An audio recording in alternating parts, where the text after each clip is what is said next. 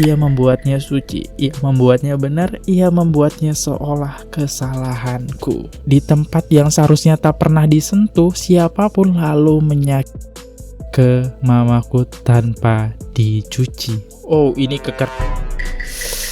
Oke. Halo guys, kembali lagi di channel FKR Project yang selalu memberi kalian konten-konten yang menarik dan aktual tentang kasus lagi berapa sedang trending di sosial media. Ya, kali ini kita bakal ngebahas kasusnya Aureli. Ada apa sehingga dia bisa viral? Ya, dia viral adalah karena sebuah buku yang dirilis dia.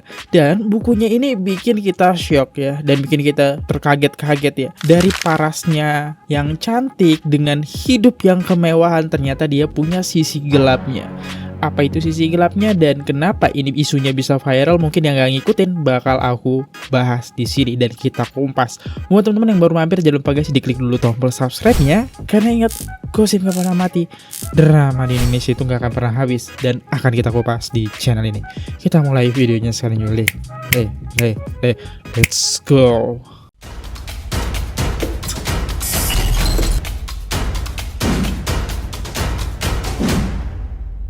Aureli Moremans akhirnya bongkar semua rahasia kelamnya lewat buku terbaru berjudul Broken Strings, dirilis Oktober 2025 lalu dan dapat dibaca secara gratis. Buku ini berisi pengakuan jujur tentang masa mudanya yang sempat dicuri oleh orang dewasa. Meskipun ia menyamarkan pelaku utama dengan nama Bobby, publik langsung menyorot sang mantan, Robby Tremonti. Menariknya, Robby sempat bereaksi di media sosial dengan mengunggah kutipan hukum soal pencemaran nama baik dan memilih membatasi kolom komentar Instagramnya untuk meredam spekulasi liar netizen. Selain itu, ada sosok Kelly yang akhirnya muncul untuk meminta maaf karena baru menyadari kesalahannya di masa lalu. Dukungan penuh pun datang dari suami Aureli yang mengaku bangga atas kekuatan sang istri dalam menghadapi trauma panjang ini. Melalui buku ini, Aureli menunjukkan upayanya untuk berdamai dengan dirinya sendiri. Baginya, menulis setiap kata dalam memoir ini adalah bagian dari proses penyembuhan trauma yang masih terus berjalan hingga kini. Oke, itu dia singkat dari kasusnya. Tapi kita di sini bakal coba bedah satu-satu. Awal mulanya dari dia nge-share sebuah buku dan ada nama Robby ya, yang terbawa-bawa. Padahal disebutkan dalam buku itu Bobby. Kenapa Robby merasa tersinggung gitu kan? Dan dia coba nge-share UU ITE. Setauku UU ITE itu tidak akan berlaku ketika namanya tidak disebut dengan jelas, karena Bobby itu bisa meranah ke siapa aja. Oke, awal mulanya ya dari akun TikToknya Aureli. Ini dia akun TikToknya. Dia nge-share sebuah konten kalau dia merilis sebuah buku, dan kita bisa lihat video yang ini. Selesai menuliskan buku pertama aku yang berjudul Broken Strings. Aku bukan penulis dan buku itu tadinya nggak pengen aku publish, tapi Tyler baca dan dia bilang itu bagus dan bisa membantu orang-orang. Tadinya aku tuh nulis itu dalam bentuk healing, karena dari kecil aku pengen banget gitu nyampe 32 tahun seumuran dia waktu dia nge-abuse aku, karena pengen bisa lebih mengerti gitu kenapa ya bisa kayak gitu dulu. Dan ternyata aku udah sampai seumuran dia tapi nggak ada yang harus dimengerti, memang salah. So ya, aku punya buku dan akan aku keluarkan tanggal 10 Oktober, tanggal yang sangat traumatik buat aku. Kalau kalian baca bukunya kalian akan tahu kenapa. Dari dulu tuh aku pengen sih share pengalaman aku gitu biar bisa membantu Aureli kecil yang lain. Dulu aku coba sih, 13 tahun yang lalu aku pernah coba share pengalaman aku di Facebook waktu itu. Tapi malah jadi bumerang buat aku.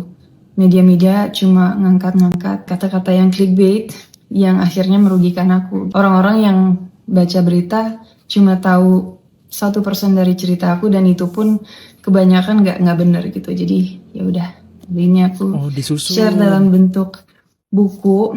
Jujur aku deg-degan banget. Ini pertama kali aku keluarin karya yang bikin aku super deg-degan banget. Deg-degannya tuh lebih ke aku orangnya cukup private lah buat yang kayak gitu-gitu, tapi dengan aku share buku ini, aku kayak bener-bener open book banget, literally gitu. Ya, semoga buku ini bisa membantu orang-orang, karena itu memang tujuan aku, makanya aku share secara gratis. Dan aku akan share linknya tanggal 10 Oktober. Pokoknya gratis untuk semuanya. Oh ya, lupa ngomong, aku tuh bukan penulis dan aku nggak pakai editor. Cover bukunya aja aku yang ngedit, jadi kalau nggak sempurna dimaklumin ya. Ini aku agak merinding gitu dengarnya ya, karena kita dengar judulnya aja udah serem banget. Dan di sini dia punya klip yang dimana kalau kalian dengerin dari ucapan dia ada 2 kali bilang bukan seorang penulis. Jadi emang dia nggak ada niat di sini teman-teman, nggak ada niat dia merilis buku ini gitu. Ya tulisan dia aja gitu berdasarkan pengalaman yang dia alamin dan sekarang udah terkumpul cerita itu. Kayak kalau zaman dulu itu kan sering banget kalian punya namanya buku catatan ya, buku diary lah. Karena ketika kalian nggak bisa cerita, kalian bahkan mengeluarkan unek-unek di sebuah tulisan. Dan di sini dia emang nggak mau merilis teman-teman ya, bukan kayak pengen viral aja sih menurut aku ya. Karena di sini karena dapat dukungan dari suami, akhirnya dia merilis buku ini gitu ya. Oke, kalau ada kalimat kasar, mohon maaf teman-teman, aku agak sensor sedikit soalnya ya di YouTube itu sangat sensitif. Semoga kalian paham ya. Oke, poin yang pertama kita dapat di sini, Aureli membuat e-book tentang kisah pahitnya saat menikah bersama Rowi Dermoti. Ya, oke, kita lihat. Bukan pergi, ia justru WJH-ku, telapak kaki yang dingin, lembab, dan kotor pipiku. Aku bisa merasakan butiran debu kulitnya mencium bau asam keringatnya. Bukan rasa sakit yang menghancurkanku, tapi rasa jijik. Kesadaran bahwa ia bisa melakukan itu tanpa ragu. Bahwa ia bisa memperlakukan wajahku seperti lantai, seperti tanah, seperti aku bukan manusia. Ia berdiri di atasku dan berkata tenang. Kalau aku dengan Alkitab, maka rasa sakitmu itu urusan Tuhan. Ia membuatnya suci, ia membuatnya benar, ia membuatnya seolah kesalahanku. Wow, kalimatnya itu loh ya. Ia mengambil sapu lidikaku, membuka kandang, dan sebelum aku sempat menahan, ia mulai memukul. Sekali, 2 kali, lagi, bukan untuk menakut-nakuti, tapi untuk mengerti. Aku menjerit, memohon, menangis. Tolong berhenti, tolong ku mohon berhenti. Lalu tangannya datang begitu cepat. Satu keras yang membuat semuanya gelap seketika. Dunia lenyap, hanya ada denging panjang di telingaku. Saat kesadaranku kembali, aku baru sadar apa yang terjadi. Ia baru saja memperlakukanku. Aku masih terdiam saat itu, mendekap dan berkata pelan, "Kamu sendirian yang minta kan? Kamu sendiri yang minta kan? Mulai hari ini aku janji tidak akan pernah kamu lagi." Aku belajar menerima diriku apa adanya. Dan setelah aku melakukannya, cinta datang dengan sendirinya. Cinta yang nyata, cinta yang tidak pernah dikejar. Cinta yang datang perlahan, tanpa ketakutan, tanpa kendali. Ya, dia akhirnya mendapatkan happy ending ya teman-teman, sehingga dia bisa merilis buku ini dengan suami yang support dia. Ini dia di acara pernikahannya. Kalau sekarang juga kalau nggak salah, ini sekarang dia sedang mengandung ya. Ini potret dia sedang mengandung dan ya syukurlah ya, dia udah bebas dari trauma itu dan jadi sebuah buku ketika itu dirilis ya. Ya, kita lihat lagi ceritanya. Kali ini ia memberiku pilihan lain. Ia menyuruhku melihat isi kulkas, dan ketika ku dengar ada yang menintimun, ia langsung dapat ide. Dengan suara tenang, hampir santai, ia memerintahkanku untuk memasukkannya ke dalam di tempat yang seharusnya tak pernah disentuh siapapun, lalu ke mamaku tanpa dicuci. Oh, ini oke. Lalu dengan tenang ia menambahkan, aku bilang semua sampai.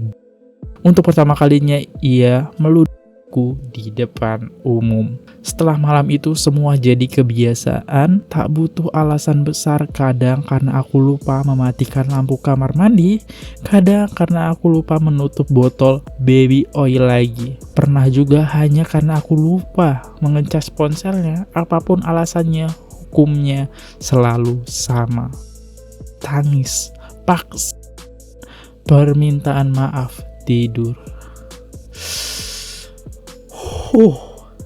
Dibuat trauma banget sih, tapi ya untungnya Aureli itu bisa lewat traumanya ini trauma banget sih. Nah ini ada juga dari netizen yang coba merangkumi. Yuk kita lihat rangkumannya. Yang udah jadi orang tua, baik anaknya cewek ataupun cowok, wajib banget baca buku ini. Ini adalah buku tentang seksual terhadap umur.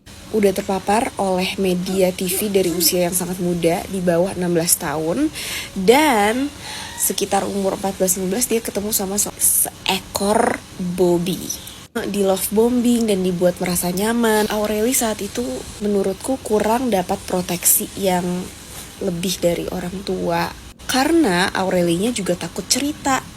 Karena dia takut mengecewakan orang tuanya, jadi dia takut cerita. Nah di situ parenting. Aureli nggak mau melakukan hubungan itu sampai dia nikah, tapi dipaksa.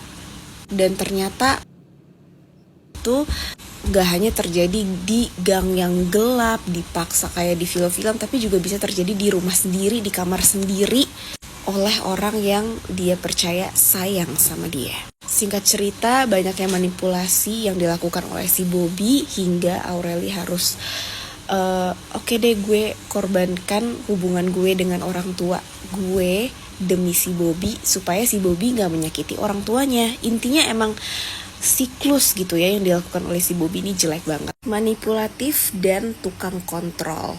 Si Bobby yang ngerencanain suruh Aureli bikin tato biar Aureli gak bisa ikut beauty pageant. Terus kalau dia tato Tuhan supaya kelihatan religius. Pokoknya bener-bener pengen mengontrol Aureli dan banyak gaslightnya. Oh, tato Tuhan. Oh, kita tadi sempat ngelihat ada sebuah tato ya. Oke. Dikasih spill sedikit ya bertato. Plus gereja Katolik kecolongan sama kasus Bobby ini.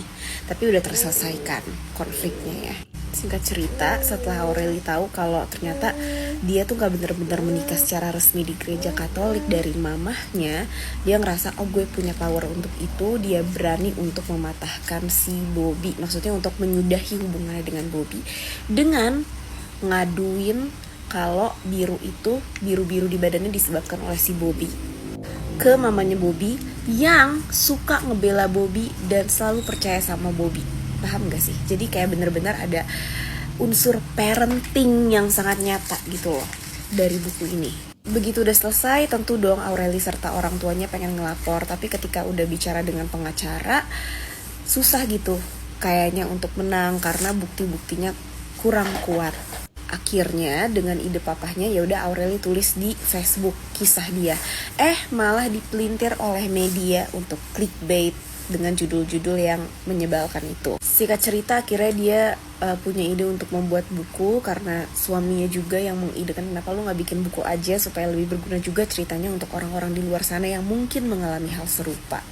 Dan ini part yang aku setuju banget, walaupun kita gak punya pengalaman yang sama, tapi ya aku ngerti rasanya gitu loh, kayak love atau cinta itu berawal dari diri kita sendiri. Ketika kita udah belajar cinta diri sendiri, kita bisa nih stop hal-hal di atas sini, baca sendiri ya. Dan ini part yang bikin aku terharu banget. Dan aku emang sensitif juga kan orangnya. Jadi kayak aku sedih aja bayangkan diri dia yang sekarang ngomong sama diri dia pas masih kecil, pas masih lugu, pas masih aduh gimana nih, gak ada yang ngebina harus ngapain. Dia takut untuk ngomong ke orang tuanya, takut mengecewakan dan lain-lain.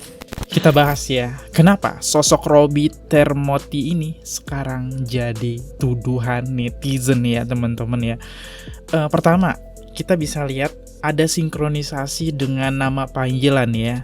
Walaupun ini hanya dugaan, ingat dugaan ya, yang membuat kenapa sih netizen jadi menuduh sosok Robby Termoti, karena panggilan Bobby dengan Robby itu sangat tidak jauh. Terlebih lagi ya, itu adalah mantan suami dari Aureli ya. Dan ini aku kutip dari Media Grid ya teman-teman. Dan di sini bertulisan ya, Ia merupakan seorang public figure kelahiran 30 Oktober 1980.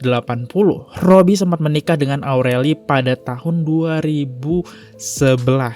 Namun pernikahannya saat itu diwarnai isu tak menyenangkan. Terlebih Aureli sempat mengaku dirinya dipaksa untuk menikah di saat usianya masih 18 tahun. Tahu dong, itu masih zaman-zamannya puber banget ya. Tak hanya itu, pengakuan Aureli semakin menggambarkan usai mengaku mengalami R dan T oleh Robby. Gonjang kanjing dalam rumah tangga membuat mereka akhirnya bercerai pada 2013. Bayangin 2011, 2012, 2013. 13 tahun dia mengalami itu. Ya jadi netizen curiga karena ya mantan Aurel ini dalam pernikahan gak banyak. Dan dari penyebutan nama juga itu sinkron ya. Kenapa jadi akhirnya netizen mengarahnya ke sosok Robby ini teman-teman. Seperti itu. Dan kita juga bisa lihat potret-potret kedekatan mereka. Ya ini dia Aureli bersama Robby ya. Oke, lihat bahwa kalau di foto ini yang gak ada masalah yang bener-bener serius gitu ya. Kayak ya mesra-mesra aja, bahkan di media sampai megangan tangan, saling berdekatan. Senyum, apakah senyum ini senyum kepalsuan ya teman-teman? Oke. Dan di sini juga akhirnya Robby buka suara di salah satu stasiun TV ya. Oke, cerita Robby termotis soal Aureli menyebut pernikahannya tidak sah. Disampaikan oleh Aureli bahwa dia mengaku bahwa sebetulnya tidak ada pernikahan. Kalau kamu secara pribadi menganggapnya hubungan kamu bersama Aureli di saat tahun 2011, kalau saya tidak salah, apakah menganggap itu sebagai sebuah pernikahan atau hanya hubungan biasa pacaran aja? Ya, kalau kebetulan kan saya Katolik ya. Kalau saya bilang enggak, ya dosa. Cuman kalau saat itu kan banyak media waktu itu tanya saya kan. Sama, pertanyaannya sama gitu kan. Kalau menurut dia itu nggak nikah ya udah, tapi kalau menurut saya itu pernikahan. Itu aja. Sebagai seorang laki-laki yang menganggap bahwa itu adalah sebuah pernikahan, tapi di pihak lain menganggap itu bukan pernikahan yang sah. Apa dalam pikiran kamu ketika dia mengeluarkan statement seperti itu?